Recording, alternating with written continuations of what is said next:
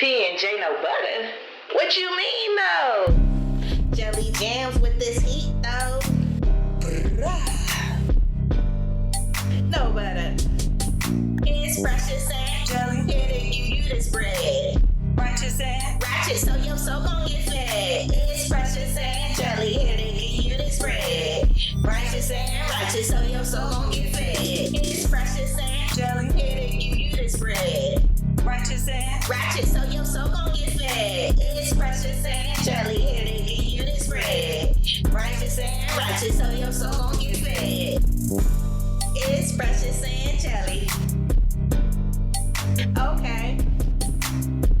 You better praise them. Hello. What are we talking about? The new normal. How everything is. Oh, okay. How everything is changing. And did you know the definition of normal is conforming? It is. Let me find a definition. It's cute that she's flipping through a notebook like you don't got a smartphone. Get it together, millennial.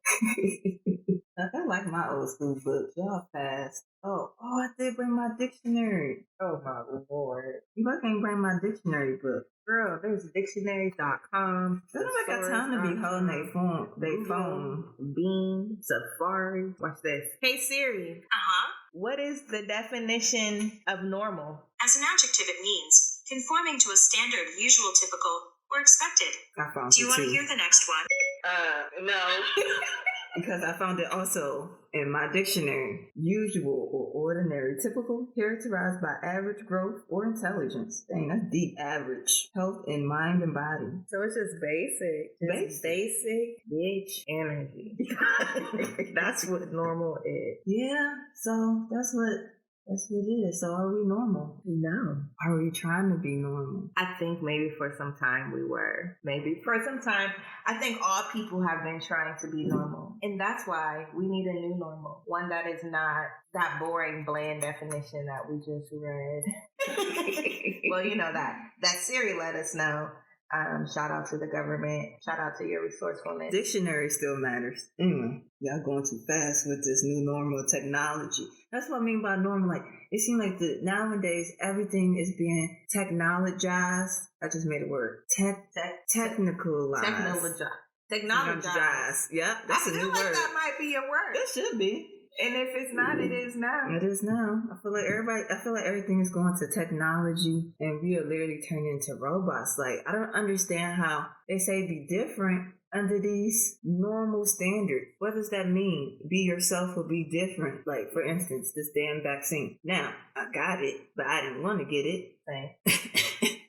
So it's just like, what if people have religious beliefs and stuff about their bodies? So now you trying to make everybody get this one thing. So if I'm thinking about how I use norm or normal in a conversation, I kind of think of it in the space where I say like things like, we're trying to normalize having conversations about race. Or I might say, oh, I like to use the norms of courageous conversation. So what normal or norms in that context means to me is that, like, you know what to expect. You normalize it and it becomes a routine. It's predictable. You know what to expect. So I guess it does in a way become average because it's so predictable and it follows such a rigid like pattern or technique that is average. Yeah, I don't know. A new normal would be constantly breaking the status quo. Ooh, I like that. Whatever your status quo is. Exactly. That should be your normal. Because I feel like that's my normal. I feel like I'm here to just tear up these status quos. And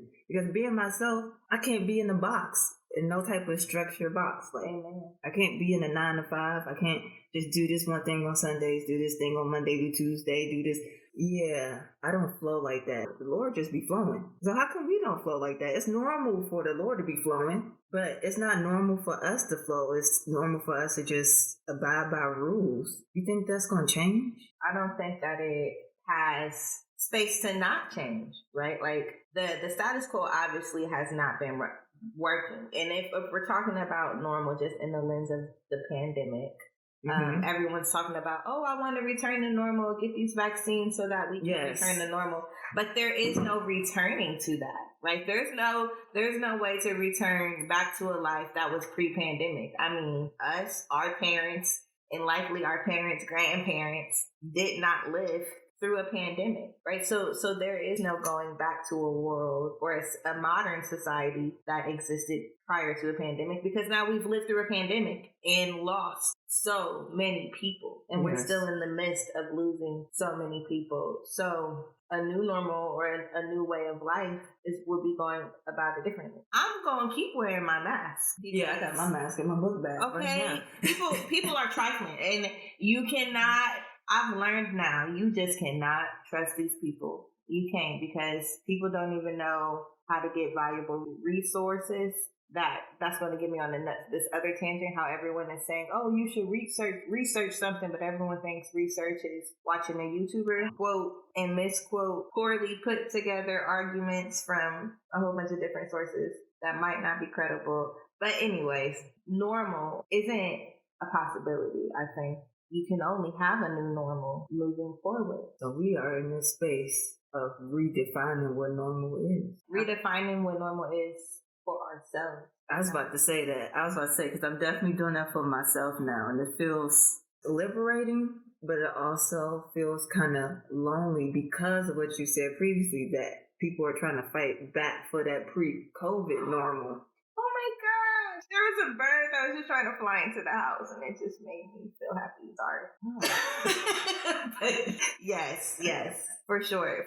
Trying to find our own sense of normal. I think the only normal that I would want for the collective to normalize healing. Everybody, period, should be in a space where we are trying to heal, to no longer be deemed as resilient or be seen as resilient, because we won't need to be resilient. We're just going to be able to just thrive and exist without fear and freely and in harmony. So that's the only normal that I want for the collective. My day-to-day normal definitely is challenging the status quos that have been showing up in my life. I feel that same way. One status quo that I feel like I'm breaking what a male and a female should look like. That's starting to bother the out of me.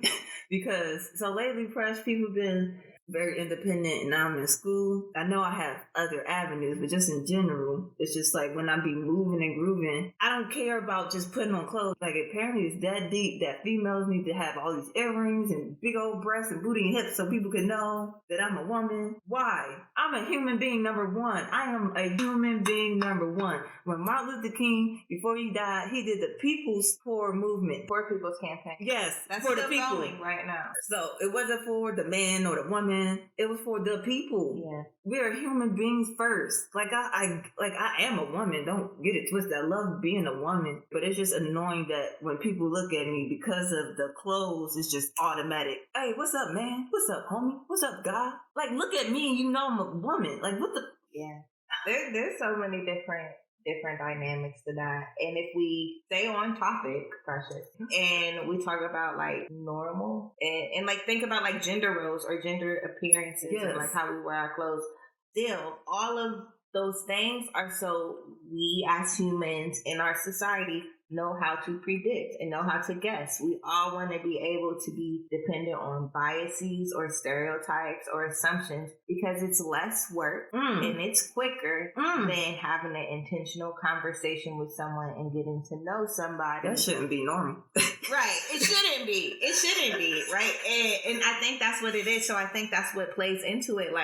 When you existing, and I hope that everybody existing as their true authentic selves, when you exist as your true authentic self, no matter if that's how you decide to wear your clothes, if you decide to let people know what your pronouns are, I feel like any aspect of your identity, if you decide to be like me with a big body with jelly and rolls and parts that shape, and you're going to have a crop top on and have your skin out, just existing in that authenticity is a challenge to the status quo, and you're challenging other people's status quo. So I think that's why they have that reaction to look or judge. It's really just a projection, and they might, that projection might come off as an insult originally or initially, but I feel like if that person or you work with that person to unpack that it would actually turn into, wow, I'm really upset that I can't live with the sense of freedom to be myself that person does. I agree. Yeah, that's how I feel that's happening to me. When they say that, they say like man or something, and then I open my mouth. Clearly, my voice sounds totally opposite to me of a man's voice, and then they be like, "Oh, my bad," but I just keep talking because, like you said, I feel like it's a projection. Because if I'm living my true self, I don't really care about clothes.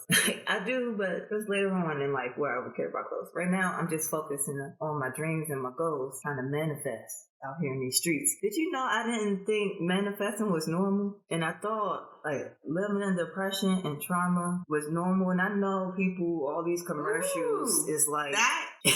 yeah. That right there. But I thought it was normal because, I mean, if you watch the news, I mean, people always just is negative or sad and I thought that was normal. And so once I declared to God that I wasn't going to be depressed and leaving my anxiety and stuff, and now I'm mentally walking out that space, I feel so abnormal. Like I don't know how to function. And that's been messing with me. Like you don't know how to function in this boring ass world. Yeah, in this peace, in this no drama, no depression, like it feels weird. I don't think that this world is set up for you to be able to function like that without having to do the work, like doing that shadow work, doing that work of praying and learning how to manifest and begin to take charge of your life. When you are able to do that and see like what God has put into you and your ability to bring and to create what God has like put into you and what it is that you are supposed to do with your life, that's going to come to you and you're going to live in it, and everybody else is just going to have to get with it or just live with them, accept the fact that they're just not going to understand. And we also have to accept the fact that we're not going to understand. They're not going to be vibrating on our energy. They likely won't be with us. People are going to get left behind, period. And that's going to be the only way that you're going to be able to function in this new you in a world that is still normal and living in the status quo. When you said that no left behind, because that's what I've been struggling with too, girl. I just was in my car and was like, oh yeah, I have to leave you behind now. Yeah. I feel this energy and this vibration that I'm really going somewhere, and I'm getting more questions of why he doing this, am I doing that, why ain't you doing that? And now it's like I really don't have time for that anymore. But that was my holdup because growing up, you know, like, come on, help the world. Everybody, come on. Even at the detriment of myself, I just, let's go. Yeah, no. And that's where we got it wrong. Because, yeah, of course, I'm not saying live a selfish life where you do nothing for others, but sometimes helping the world is to help people see that you can heal. You can live a life that you've created for yourself. You can manifest. You can have all of these things. You can have peace and joy and happiness and uncircumstantial love when you learn how to touch in to and become in tune and aligned with the God that is in you. And I think that so many of us have really wrapped our minds around and accepted that idea that there's only peace and happiness and joy in death. And that's not the case. So I kind of feel like we was talking about this in our last time together or our last episode, but I think what it really gets down to is like the world is a messed up place. The world can in some ways be like hell for so many of us, but when we are able to align ourselves with God and remember that God put us on this reason to be able to conquer that evil, that death, because it's already been conquered for us, right? Right. So when we remember that, we're able to create some type of heaven on earth, some type of heavenly experience in our human form, and then that will transcend into our spiritual. That's how the church is precious.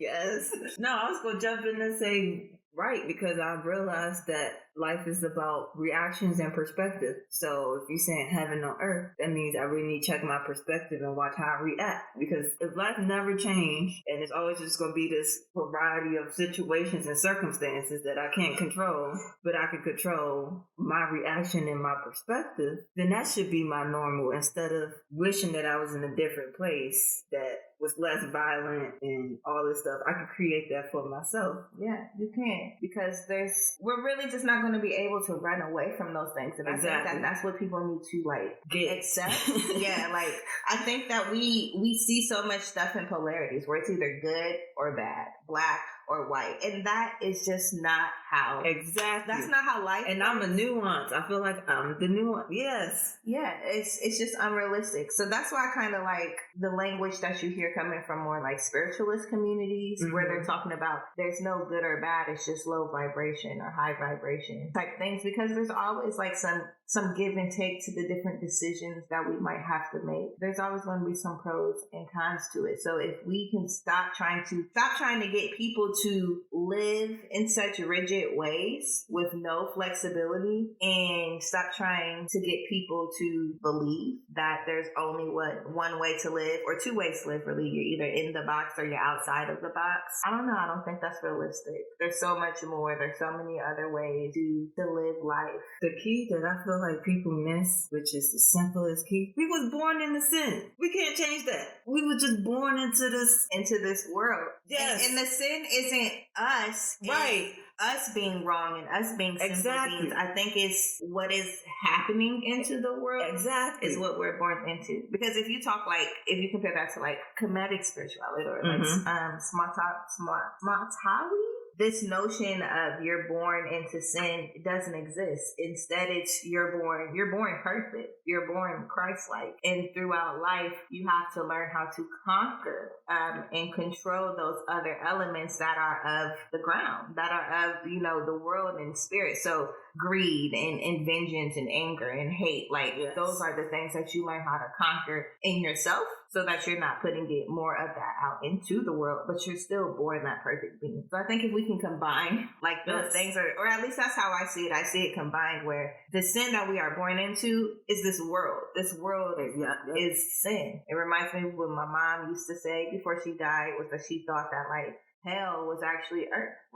Having a humanly experience was experiencing hell, because for some of us, it ain't easy. No. It ain't. So I like that notion. We're born perfect. We just got to remember how perfect we are and learn how to conquer and keep ourselves from being distracted by the sin that exists in the world. So my advice to y'all is live impeccable. You know what impeccable means? That actually means without sin. I remembered it because I thought that was cool. That means without sin. I never knew that. So live impeccable, y'all. That's like the 4 agreements, one of them. Oh, I started reading the 4 agreements. Yes. That's where I got it from too. Because I just finished the first agreement. I want to add too what the 4 agreements are too, for people who don't know. 1, check out the book. Yes. But it's being impeccable with your word. So if we just see impeccable as how you defined it, being without sin, speak with love, speak with kindness, speak with empathy. Avoid using words that speak against yourself or others. So see your words as powerful, and knowing that what you speak into your life, you can create into your life. All right, and you don't want to speak that harm and that sin into your life. The next one is don't take anything personally, because guess what? The world don't revolve around you. I'm just learning that fun fact. You are not the center of it, and it's hard because everything feels personal, especially for me. And I don't know if it's because I'm a Sagittarius or what, but yes, don't take anything personally. See people's behaviors as a reflection of themselves and not of you. Do not make assumptions, because when you make assumptions, you make an ass out of you and me. Hey. Right? So don't assume, which I think plays onto this concept as we were talking about of normal, and how normal is knowing what to expect and knowing what assumptions you can make about people and being able to act on those assumptions. So when you live with these 4 agreements, you're not making assumptions, which also means you're tackling your implicit and explicit biases. And if you don't know what that is, Google that shit. And then the last one, always do your best. So just always put your best foot forward. Even if you ain't great at it or perfect at it the first time around, if you did your best, then you did it. So you did what you were supposed to do. Everything you just said was not normal to me. And that's why you get in a whole new normal. Yes, because I'm just now entering that space at 28 years of life. I'm just now, because growing up, just everything from church to school to job, everything felt like a competition, and I'm not in a competition. Or I feel like by this age, I got to reach this standard, and by this age, this standard, this age, this level, and then by this age, I got to be married. And who told you that? The world. All these systems. Because even in school, like, you gotta make good grades if you want to get this money. And not saying school's bad because you need school is good. How they was portraying is like the only system. And to me, it was never normal to have one way for one thing, because God, you could talk to him in so many different ways. He come in so many different forms. He be moving in so many different ways. How come we just don't function like that? So I pointed it to myself, and I realized I just can't not go to school and not have life experiences. Sorry, I just had an epiphany. Oh. Because I was trying to think about like what you said and how you were saying like God doesn't function like that. Like God just moves and shows up in everything. Yes. And I think that that's our issue, is that as humans, we want to be able to control and predict everything. So the more that we can get people, control how people think about how they should live their life, and just in general, how they should live their life and what life should looks like, the more that people feel like they do have control. So I can say, oh, I want to do this when I grow up, or I want to have this, so I know I got to go to college and I go to school for this so many years and I get this type of field placement or internship and da-da-da-da-da. When you have that type of plan, it's because you want to have some control in your life. And this is coming from a person that has done planned stuff out, like since I was a kid. And what I've learned in this process is that I've had to get rid of that control, because I can still have these goals that I want to achieve, but God's plan ultimately is going to triumph mine. And life is still going to happen the way that it's going to happen, in the order that it's going to happen. And it's going to be up to me to continue fighting for those goals that I've set for myself, or not. And I think we forget to realize that although we have a God that literally can do anything, God consciously chooses not to control us. God consciously gave us, free will to be able to control ourselves and be able to live freely. I think people forget about what God really is, who God really is, how that shows up in our day to day. And instead we try to use rule books and lists of guidelines or expectations that we've set for ourselves. And I don't know, the power that be, I don't know who they are. Yeah, because I was going to say, for me, I was the opposite of you. Part of my depression is because I couldn't achieve none of my plans. I'm like, I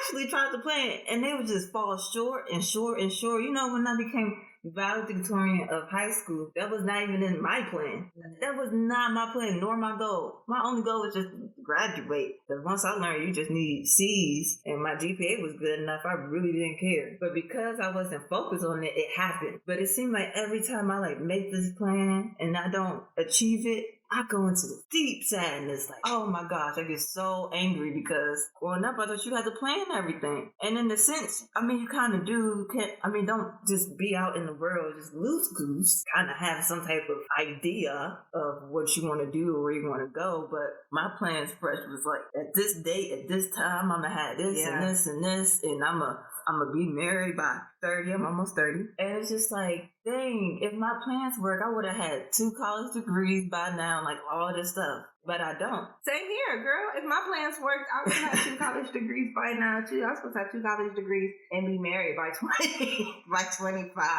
And no, that did not happen. But what wasn't my plan? What? Finding my purpose.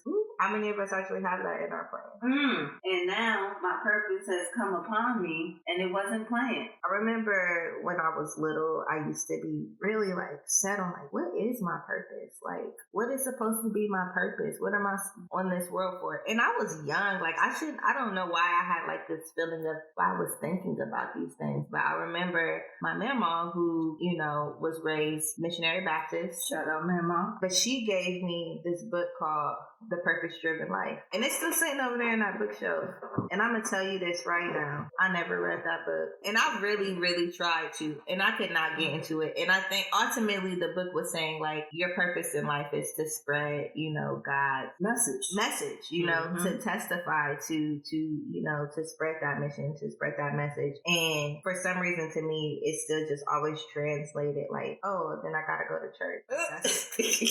That's the only thing. My purpose is to just go to church. And if I don't go to church, then I'm not going to be fulfilling my purpose. So I stopped trying to do that. But now that you say it and I think about okay, well, if I've thought about what is my purpose working? Do I feel like I'm working in my purpose or moving in my purpose now? I really do feel like I am. I feel like my purpose is to heal, to share how I healed so that other people might be able to use it to heal themselves. That's a good question. What is purpose? I don't know. I feel like right now my purpose is owed more to my ancestors and the family members that I've lost and those that I've known personally and those that come way before me. Like, I feel like whatever it is that I'm doing in my life right now is fulfilling something that they needed me to fulfill, so that those that come after me, but who knows, that might change 2 years from now, 5 years from now, when I'm at a different space in life. Or maybe we won't know our purpose until we're like on our deathbed and our life is flashing before our eyes, and finally we're like, oh, I see the that's too late for me, y'all. I see the storyline. No. So let's fast forward this, Lord, because I think I'm in it now. I hope this is it, because if not, then dang, I'm a bad guesser. So when you say that you think that you're in it, what makes you think that? I don't feel this internal pressure when I'm doing editing, producing, or helping somebody with an idea to make it visual. It's like my brain feels relaxed. My spirit feels relaxed. I'm not anxious. I'm not worried about what they'll say, or I don't take any of their comments or anything negative. It just feels different from when I'm at a job I don't like. I'm taking everything personal. I don't want to be there. I'm irritated as soon as I walk in there. Yeah. It's just a different, even physically, I just feel different. So then my follow-up question to that is, how do you know that your purpose is connected to your job? Well, see, I guess for me, I answer that because I'm low on funds. I feel like being in this purpose is going to bring me funds. It's not bringing me funds right now, but I just feel like I'm doing this for myself and of service, because I'm also helping people, but in the way of producing and editing. And when God sees you helping others, He help you. So I feel like if I just stay in this purpose I'm in, then everything that I want or desire or I need will come to me. Because like I said, this wasn't planned, but internally I knew all the jobs, I had so many different types of jobs, so many different types of careers. I just knew all of that wasn't me. Yeah. I don't know. I still want to challenge that a little bit. Not because I disagree about you living your purpose. I'm not you. I can't tell you what your purpose is. But because I feel like you said it, your purpose is under all of that stuff. Yeah. But I think that the jobs and the career and the money like makes it seem like what I do or what career I have and the income that I bring in is your purpose. But it sounded like your purpose was helping others. I mean, yeah, but that's everybody's purpose. That's what we was created for. I mean, ideally. I mean, because if you ask anybody, what's your purpose? That's the first thing people say, to help other people. For me, to be more specific, is using my brain, my mouth, and my hands. That doesn't sound good. No, I like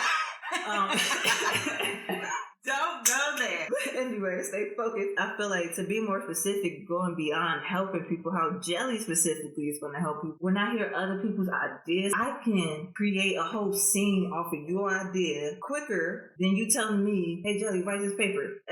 But if you need help, like flourishing your idea or trying to portray something, I can help you do that. I don't know. I just have visions, and it's just sometimes they don't be full visions, sometimes they be partial or whatever. But I see them, clearly. I feel like the combination of my skills is going to help me help other people's visions come true. So that's how I'm going to help service other people. I'm still going to try to squeeze misogyny. I don't know, because I do believe in the touch part of the healing, properly touched, and people do need to go through that. Have massage. I didn't get massage. I got one in Vegas. It was my first like leisure massage, and it was nice. It definitely was too short. But to pick up off your challenge though, my purpose it's probably more in depth. But I feel like I just got here though. Yeah.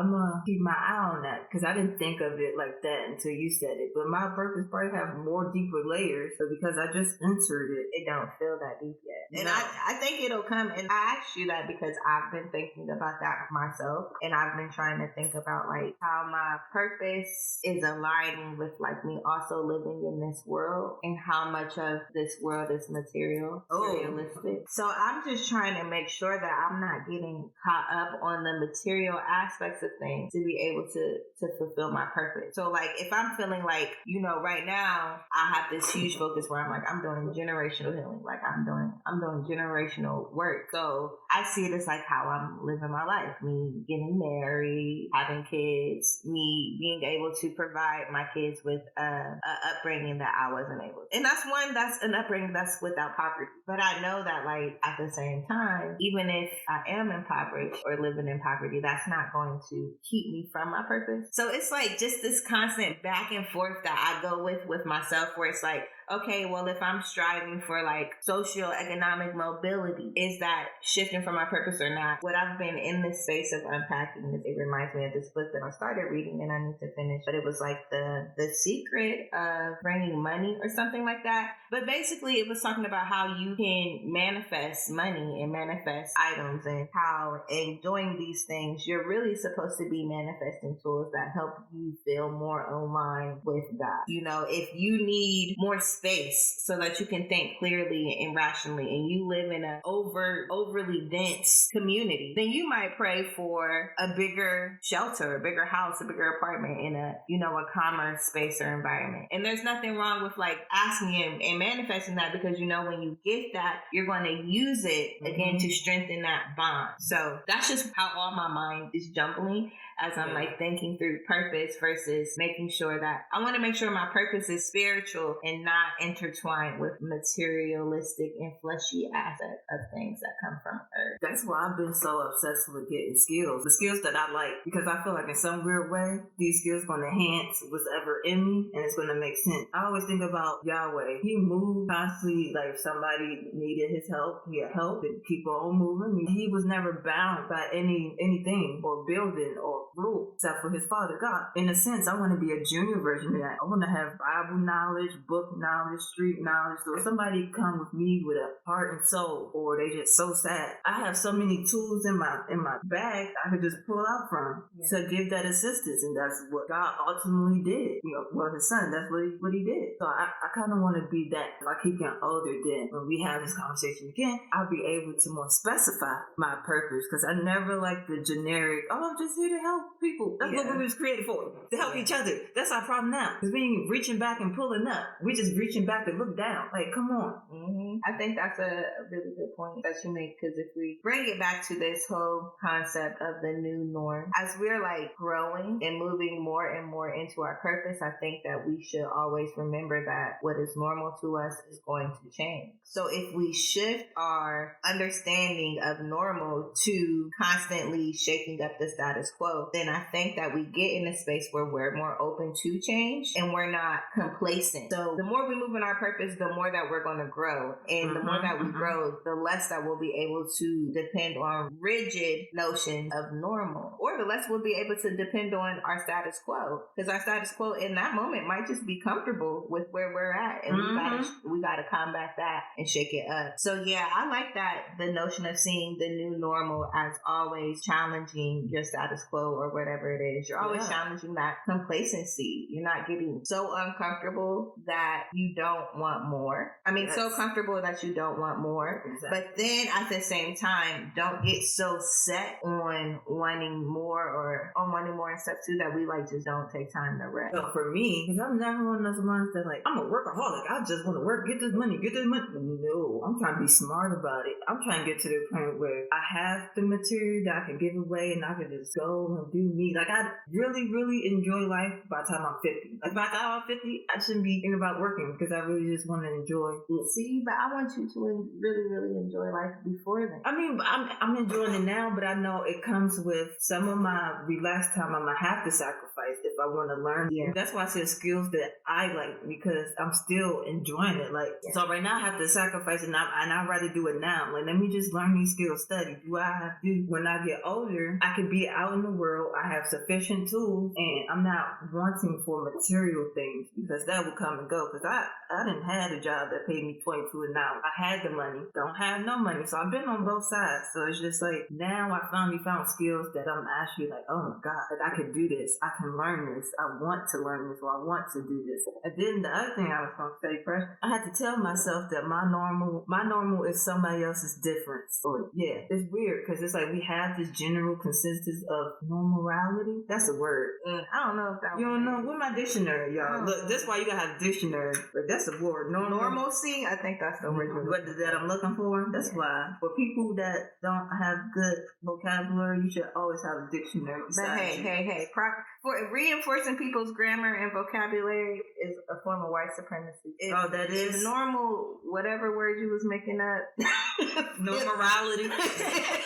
If that feels more natural to you, go for it. Yeah, our viewers are smart. Our listeners are smart. Anyway, yeah. I'm gonna just redefine my normal, like you said, just bashing the status quo. Yeah, we should all be redefining them. We should redefine some collective normals too. At a society level, period. I ain't trying to go back to working 9 to 5 in the office. Man. Or even if it's not even an office, just 9 to 5 in an environment that's like not my own. When will people get that we don't need to work that much? Yeah.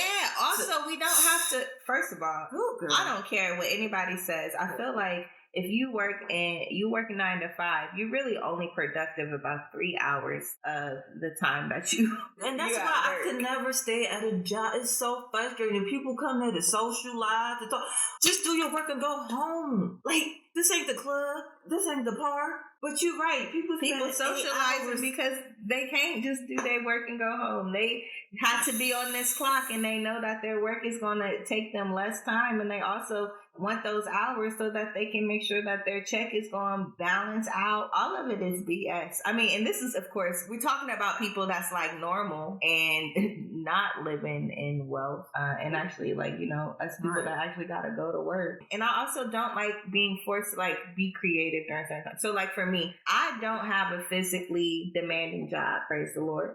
But I do have a very mentally demanding job. I create a lot of things, and honestly, I don't do my best creating from 9 a.m. to 5 p.m. Like, I'm not even all the way awake. Sometimes I have nights where I'm up all night, and I might make the best content at 3 o'clock in the morning. Exactly. So I don't know. I think people should just have more space to live and do their lives. Live their lives how they want to do them. Have their set list of, you know, to-dos. Make sure that they're getting those to-dos done. Give me a deadline. Tell me the date that you need it done, but don't dictate how I'm supposed to spend 40 hours of my week. Like, that's too much. It is, and you just made me think about how now it's this trend that everybody's saying be yourself, but make sure you go to work, pay your taxes, do my this, real do self this. Don't want to work or pay taxes. How can you say be yourself and we live in this society where technically there's this standard?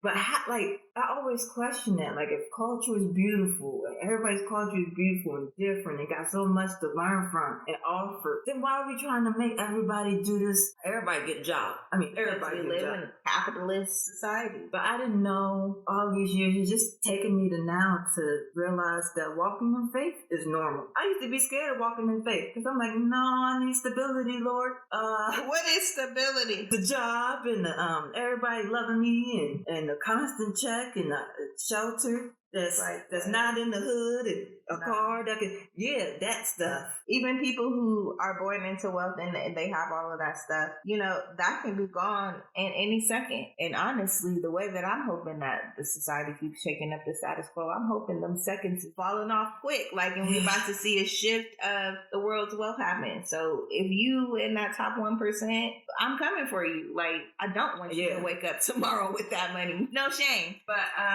because I'm about to get money out here. Okay. To help pull up where the money reside, or create a world, you know, where we don't need money. But either way, bartering would still exist. But there's still things that we can do in our day to day. So that's the thing too. Like, even though the larger system and the larger structures, they're a mess right now. We can still engage in these more collective transactions or collective means in day to day. So bartering is one of the things. Like, you know, me and sometimes with even like my yoga teacher, if I'm low on funds and she's, you know, teaching me, I might offer her one of my candles that I made. That way, she ain't gotta pay to get a candle, and I don't gotta pay that way, right? So it's also about like, we only monetize paper and coins. We don't monetize people's time, people's energy, people's knowledge. Come on. All of these other things, right? And all of those things also are wealthy. We need to learn how to value those things. So when we can learn how to do that, engage in cooperative economics in our day-to-day, use our own mutual aid systems in our day-to-day. So like the way how like we had that rotating $20. Remember that year? It's been a couple years, but we would just keep borrowing $20 from one another. Yes. Yeah, but that's mutual aid, you know? We didn't dictate, well, nah, Jelly, you can't borrow this 20 from me because you're going to spend it on that. Right. Yeah. So it's like using those same systems, but at larger levels. I don't know. I feel like that's anti-capitalism. That's challenging these systems, and we're just doing it in small ways. So the same way that like you might have saw on social media, people were doing these things where it's like, oh, you know, you get your name in the square, and then you got to recruit like 2 other people to they put money in the pot, and they get their name in the square, and you fill up the whole square. Now, of course, to many of us, it can come off as like a pyramid scheme or something that's harmful. But if it's done correctly with people who are like morally and ethically committed to like doing that work in the right way, it can be very profitable and helpful, because at some point you might have, I don't know, $1,000, if not more, that's going to eventually rotate its way through every person in that small little collective that you created. But unfortunately, it's hard to find people who want to engage in those, like that type of cooperative economics. Yeah, because I think this society confused what should be tools as normal standards and what should be normal, aka disrupting the status quo. That should be the normal. So what I mean is like stuff that should be tools, church, money, cars. Like these are tools to help us live a more efficient and better life. But they're tools. Like I don't walk around with a hammer just in my hand. I use it when I need to bang a nail in the wall. It's a tool. When I haven't been around like-spirited saints, let me go to church. That's another tool. I think we confuse tools as like this is the only way. This is the only standard. Yeah, I like that, because if you think about the things that we've been using as tools, or like how you're defining tools, they're supposed to help us be able to live more efficiently, like you said, so we can cut off on our time doing things like collecting firewood, because now I have electricity and I can like turn my heater on. So it's like we came up with all of these shortcuts to save our time, all of the technology, all of these tools to save our time. And now all this time that we've been banking up and saving, we're living in a society that's causing us or making us use that time to produce more things and make more things, rather than us being able to use that time to pray more, to use that time to spend with our loved ones more and love on each other more. And I think that that's what the pandemic has showed us, is like how valuable our time is. Because some people have been so bored and losing their mind because they've been alone and by themselves, and they never realized that they maybe have never even had that much time to themselves to be able to process that. When I start living my new normal, then I'm be ready to talk about it. Because I'm just transitioning out what society says normal. It was really affecting me, and now I'm coming out of it. But you are in your new normal now. You've already started. Yeah, you're challenging. Yes, I am in my new normal. I guess for me, I can't wait till I stop saying it's at normal. Like you were talking about earlier, I can't remember what you said word for word, but I think it was kind of so much in that theme of like surviving versus thriving. Yes, I'm coming out of survival mode, the normal mode for the world in the general sense, especially America. I feel like everybody just surviving. Like, and when you're surviving, your brain it's not going to live up to its full capacity at all, no matter how you try. If you're just surviving to eat or surviving to get your kids to school, surviving whatever, you just mainly surviving and you're depressed, like your brain you're only going to be able to survive for so long. And that's what I think about a lot with like my mom and her dying so young, and why I decide to spend so much time focusing on like my mental health and really just unpacking my trauma, because that's what was happening. She had spent so much time surviving, like even as a child having to survive. She has her own child, moi, and then Pervon. Shout out Princess KD. right? So not saying like her having children or anything like that was wrong, but saying like she was always in this midst of surviving. And if you never get out of that space of surviving and then you have kids too, you can teach them also those same surviving. So fortunately, we lost her. I was 17, Curvon was 12. And then we went into that same cycle of surviving. But now we're surviving without our mom. So how can we do that? And I think that both of us have finally reached the point where like we are able to like see and better understand the lessons that our mom had instilled with us. And even the lessons that we learned from the way that we watched her live her life. And lose her life, and her time being short. And I think if anything, like if maybe we could guess her purpose, maybe it was to teach me and Curvon that, so that we did reach a point where we were thriving. We reached a point where we were thriving, so that we made sure that if we do bring more children into this world, or more people into this world, or even just the people that we interact with on a day to day, because my mom touched so many people, that we're helping them move to a phase of thriving and not just surviving. Because survival mode is killing us, especially Black and brown communities. Yes, especially because I felt that way with me, and that's how I knew I had to get out of depression and stuff, because I was just surviving with the normal stuff society said I should have. I had a job and everything, but I was still surviving just to live. And I was just, And there's no choice but to, because we live in fucked up societies. We live in societies that have, all these structures. And that's why I'm like, I struggle sometimes with the back and forth, because I do want to be in a space where I'm able to thrive. And I do want to be in a space where I have like freedom and a sense of peace.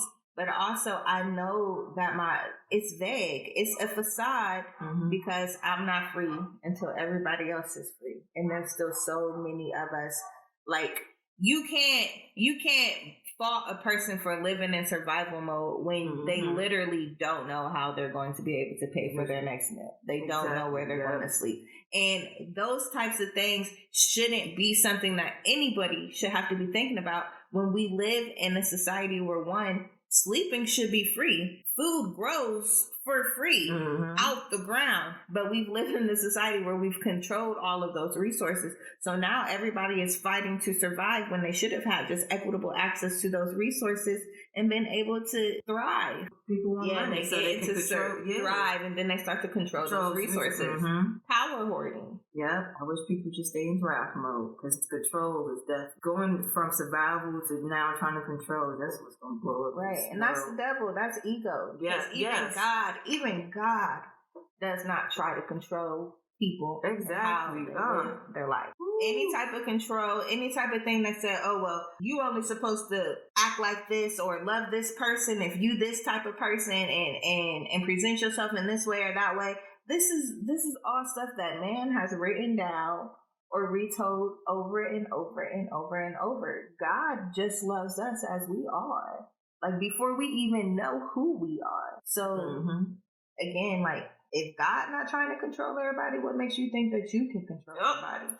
Even your own kids. Say something. Because I know I had moments in time where I felt like I was being controlled. Not to the point where, not saying like we don't teach our children right from wrong or teach them how to like live, but also give your child some space to think critically. Give your child some space to maybe mess up or make a mistake and let them learn. You can't control them from living and experiencing life. Because your success is the sum of failures, because eventually you're going to get it right. But when you're in a society that failure is, you're stupid and you're dumb for failing, when you live in a society like that, because that's what was getting me. I was failing, and that's why I gave up so easy or quit a job because... And I mean, but think about our generation specifically. I don't think that our generation had a lot of time or a lot of space to really fail and get anything wrong, because we were always like, we're the participation trophy generation. Not to say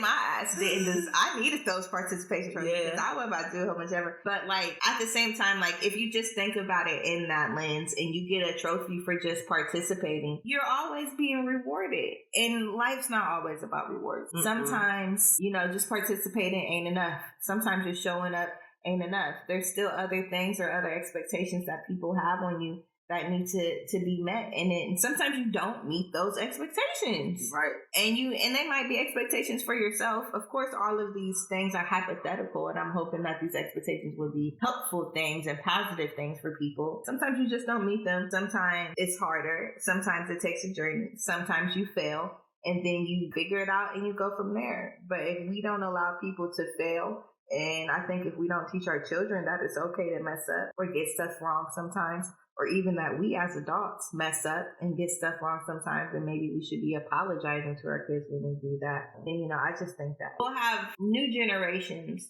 of people who let themselves live imperfect life, because perfectionism is also yes. a form of I'm white so supremacy. tired of these implied things. Everybody, we know that nobody is perfect. We weren't even born perfect. We get it. Like, just accept it. But we also trying to fight and behave like we are perfect. And it's like, come on. Look, and I think social media plays on that too. Oh my gosh. That's what we got to do a part 2. That's a whole nother level of normal.